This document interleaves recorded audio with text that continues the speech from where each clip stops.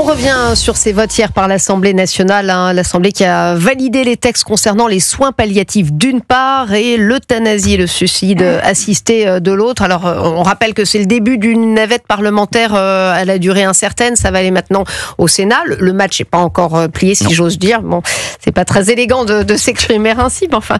Alors les opposants sont vent debout, notamment concernant le délit d'entrave à l'aide à mourir qui cristallise beaucoup d'opposition. Je vous propose d'écouter Éric Ciotti, chef de file des députés UDR. Il était sur France Inter ce matin. Il n'y avait pas de discipline de groupe sur un sujet comme cela, chacun vote comme il le souhaite. Mais ce qui a fait basculer ceux qui hésitaient, c'est l'introduction de ce délit d'entrave. Et là, on rentre dans une logique extraordinairement différente. Parce que une société, elle doit protéger la vie. De toutes nos lois, toutes les sociétés développées, c'est protéger la vie.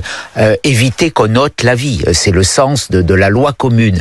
Et là, on rentrait dans une logique inverse. Non seulement on autorise à donner la mort dans des conditions encadrées, mais on va condamner ceux qui veulent que la vie subsiste. Et ce délit d'entrave a fait basculer certains dans le contre. Nathan Devers, c'est vrai que ce délit d'entrave inquiète notamment parmi les soignants. Oui, non, mais qui puisse inquiéter. De toutes les manières, c'est une loi qu'il faut faire moi je suis plutôt favorable, mais qu'il faut faire d'une main tremblante parce qu'on change quelque chose de très important qui est notre rapport à la vie, à la mort, aux derniers instants, à la médecine. Enfin, c'est une loi qui va avoir des conséquences. Ça a tremblé pour vous la main. Et je crois que les débats qui ont eu lieu à l'Assemblée étaient de bonne tenue, même si à un moment il y avait pas beaucoup de députés dans l'hémicycle.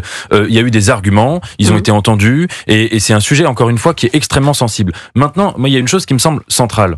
Cette loi, elle respecte évidemment la liberté du patient. Ça veut dire il ne s'agit absolument pas de faire mourir des gens ou de détruire des vies contre leur liberté. Et évidemment, il s'agit de dire que chacun et chacune peut, dans les dernières heures de sa vie, dans les dernières semaines, dans les dernières périodes de sa vie, quand il est confronté à des maladies qui sont absolument terribles, décider en conscience et selon la situation qu'il traverse, la fin qu'il veut avoir. Et à partir de là, en respectant la liberté du patient, qu'on envisage un délit d'entrave, ça veut dire quelqu'un qui viendrait dire le patient a expressément demandé de faire cette décision et on fait l'inverse, dans un sens comme dans l'autre. Et j'allais le dire.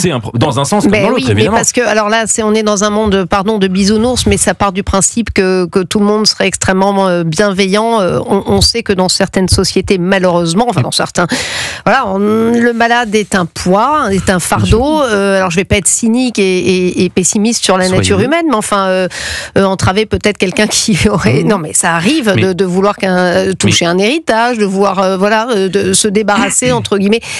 Personne n'en parle de ça. Vous mettez le doigt sur quelque chose de très important, c'est que cette loi a été rédigée par des personnes bien portantes, des personnes qui n'ont jamais connu ce sujet-là. Moi, j'ai été beaucoup heurté par les débats à l'Assemblée nationale, d'abord parce que c'était des débats très techniques, pas vraiment éthiques, pas vraiment philosophiques, et à ce titre-là, j'ai pas l'impression que les débats étaient d'une bonne tenue.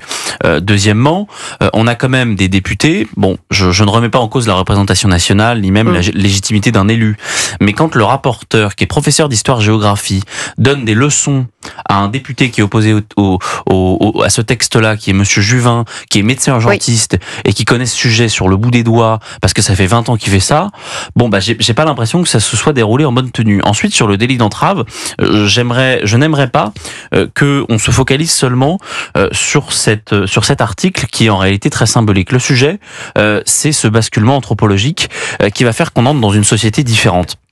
Ce droit à mourir, d'ailleurs qui est une euphémisation, puisqu'en réalité les députés ont voté pour le suicide assisté et pour l'euthanasie, il va nous faire basculer dans une société qui n'est pas la nôtre. J'entends beaucoup, et je ne conteste pas ceux qui nous disent j'ai envie de choisir ma mort, mon droit à mourir. Le problème, c'est qu'on n'est pas du tout dans cette société-là.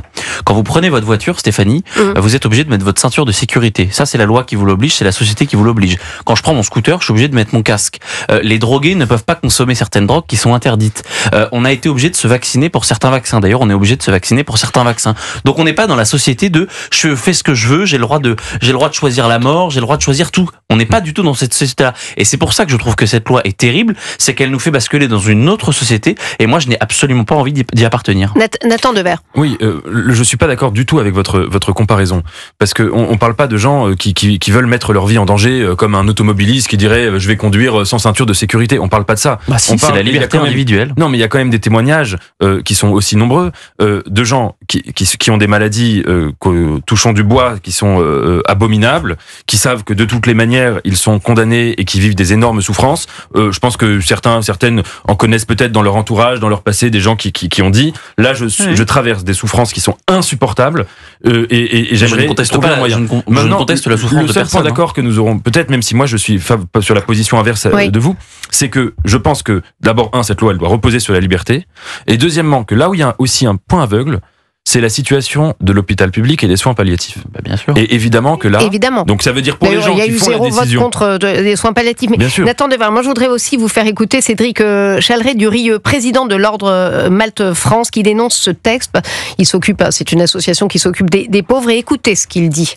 Notre objectif, c'est de venir en aide aux pauvres et aux malades. Et nous pensons, à l'Ordre de Malte, que ce texte de loi va concerner les pauvres et les fragiles. Je suis triste parce que la devise de notre pays, c'est liberté, égalité, fraternité, et qu'aujourd'hui, je pense que la liberté, elle n'existe pas. Il n'y a pas vraiment de choix. Quand vous avez 50% des Français qui n'ont pas accès aux soins palliatifs, quand vous avez 20 départements qui sont dépourvus d'unités de soins palliatifs, quel est le choix que vous donnez véritablement aux gens? Ces départements, le Lot, l'Ardèche, les Vosges, Mayotte, les députés qui ont voté ce texte aujourd'hui, quels sont le choix qu'ils ont donné à leurs concitoyens dans leur circonscription? Voilà, au micro de Pierre de Villeneuve hier sur Europe 1 Soir, c'est un vrai sujet, ça, Nathan Devers. Mais là, il y a un argument que j'entends. Ça veut dire le modèle société pour lequel je suis favorable, c'est un modèle où chacun choisit ce qu'il veut, et les deux choix sont respectés. Et en l'occurrence, il faut aussi entendre que ceux qui veulent rester vivants jusqu'au bout, etc., il faut qu'il y ait une médecine qui soit à la hauteur, et il faut qu'il y ait des soins palliatifs qui soient à la hauteur. Ce qui, on va le dire clairement,